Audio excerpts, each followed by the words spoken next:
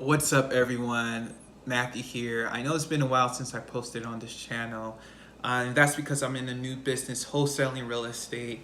Um, got away from the e-commerce, and so today I want to talk about wholesaling real estate in my first deal. Have the check right here, you all. Now, before we go on, be sure to subscribe, like this video, and comment down below if you have any questions about my first deal or ways that you can get started in wholesaling real estate. Now, just to keep the story short, I started wholesaling 8 months ago in the beginning of January. I started with marketing through text, that didn't work. And then finally, during the summer, I decided just to go back to basic with direct mail. I just liked how it was a little bit more passive, I guess you can say. And so the list that I marketed to for my first deal was high equity absentee list and people that own the house over 15 years.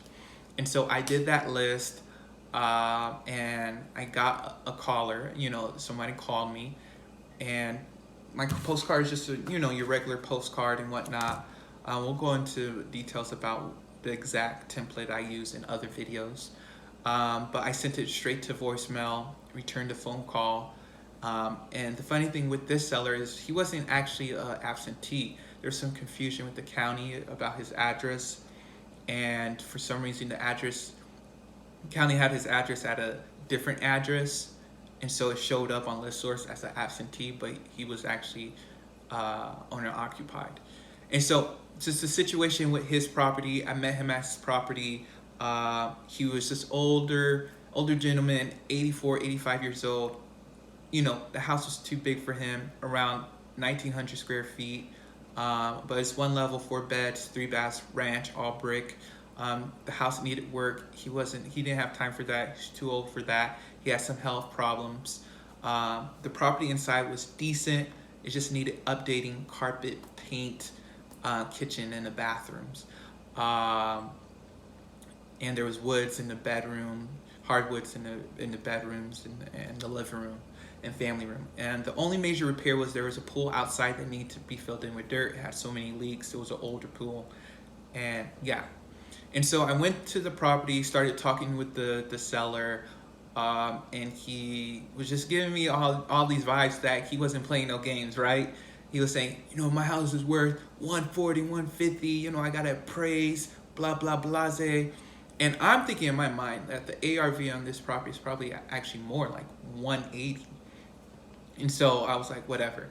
And so I thought he would be stuck around those numbers, 140, 150. But after we talked a little bit, I said, hey, I can make you a cash offer. I can close fast, and I can pay all closing costs. My offer is $70,000 for this property. And he said yes right off the bat. I was like, wow. I thought this would be a little bit more of a fight, but he accepted the offer right away. And I was like, wow, I could have went lower. But anyways, it worked out because he actually got a good check because he had a mortgage on the property and so whatnot. So everyone wins. Those are the best deals when everyone wins. And so got it locked up and whatnot.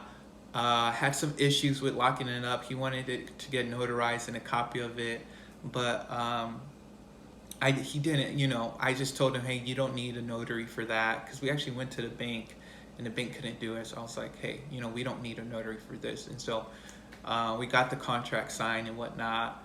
And this is my first deal, right? And so going into this deal, I'm coming out, to him like I'm actually buying the house in the beginning.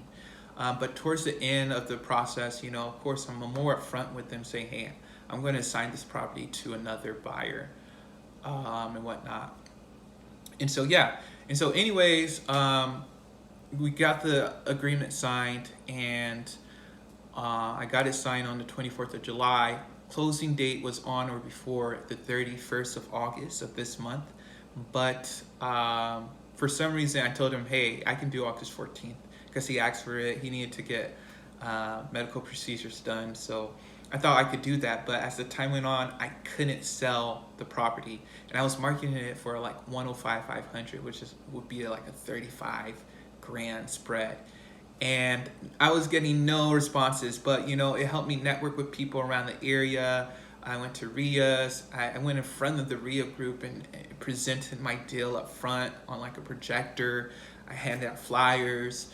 I messaged people on Facebook, found cash buyers on list sources, looking at cash sales within the past 12 months, and skip trace these people, called them, and whatnot. And it became really stressful. Like there was a time when I only I couldn't sleep really. You know, I woke up early because of the stress, because I was trying to close, and so I just went back to the people I initially called, who were investors who made cash sales within the past 12 months that I found off the list source. And this woman, you know, I called her back because I sent her an email with the details, didn't hear anything back. Just, hey, want to know if you're still interested in this property.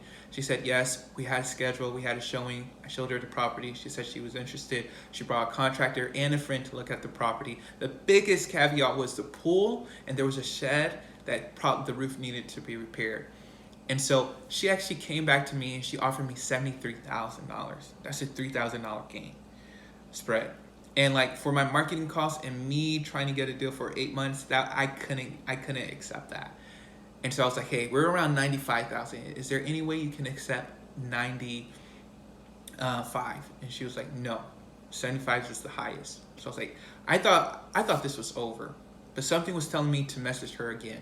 And so I was like, hey, you know, I got back with the seller. He said he'll be around the mid 80s. Is that something you're interested in? She said yes.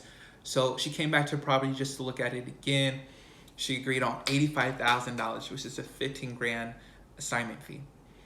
We took $1,000 off because the guy left a lot of things in the property, and I paid the closing costs of the seller because I didn't make it abundantly clear to the buyer that she was responsible for all the closing costs. And so this was her first time working with a wholesaler, and so I wanted it to be as smooth as possible. And so anyways, even before that, it's just being with the seller, you know, he was really hammering me that, hey, we needed to close on the 14th of August of that week. And I couldn't do it. And so I kept on holding it back, saying, hey, I don't know if I can do it. But he was like, no. And eventually I just had to sit him down and say, hey, I cannot close on this day. And that really helped my confidence, just to be transparent and honest with somebody, that I can apply to other areas of my life, with relationships, with my spirituality, with God, and other things like that. And just being transparent also with the cash buyer. I said, hey, I'm making an assignment on this property. I got this for 70 grand. I'm selling it to you for $84,000. I'm gonna make a 14 grand spread. Are you okay with that? Is this price good where you can make money too? And I just made that abundantly clear. And like initially, I didn't know how a buyer would respond when I say that to them. But the thing is, if you're working with the right buyer, it shouldn't matter. And if that buyer gets upset, you shouldn't work with that buyer at all, right? And so we had a closing date. We closed on the property, and I ended up paying the closing costs. So my check ended up being $13,825. Here it is, y'all. Let me try to, I don't know if y'all can see that. And so, yeah, I marketed around the Chattanooga area, around areas, probably Ringgold, Georgia, Dalton, Georgia, Cleveland, Tennessee, Knoxville, Tennessee, and of course, Chattanooga. And so if you all have any questions, you know, I broke down the price, I broke down the condition of the property, I broke down the timeline to sell the property, and the motivation behind it. And yeah, if you all have any questions, please comment down below, like this video, and subscribe. I plan on posting more videos about real estate wholesaling. My next video, I'll probably post about my postcard that I use.